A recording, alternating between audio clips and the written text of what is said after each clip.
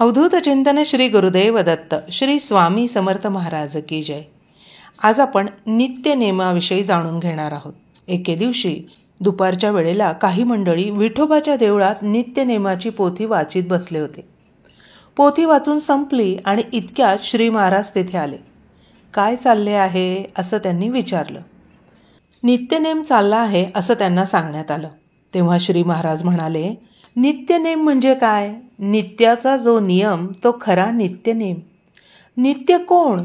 जो कधीही बदलत नाही तो. याचा अर्थ पूर्ण शाश्वत आहे तोच खरा नित्य होय. म्हणून नित्य म्हणजे भगवंत समजावा. त्याचा नियम करायचा म्हणजे काय करायचं? नियम करणं याचा अर्थ नियमन करणं, निग्रह करणं, वश करून घेणं, स्वाधीन करणं. आपलं मन भगवंताच्या स्वाधीन करणं, त्याच्या ठिकाणी नेहमी ठेवणं याचं नाव नित्य नियम होय. आजच्या आपल्या मनाच्या अवस्थेमध्ये ते सर्वस्वी भगवंताच्या स्वाधीन करता येत नाही. आणि देह हा जड अशाश्वत असल्यामुळे या देहानं नित्य आणि शाश्वत अशा भगवंताचा नियम घडणं शक्य नाही.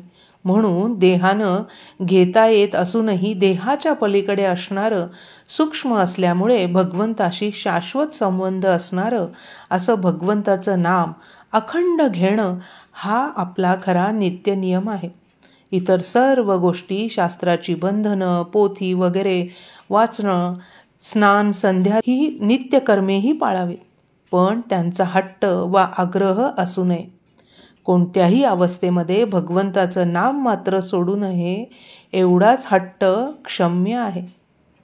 श्रीराम जय राम, जय जय राम.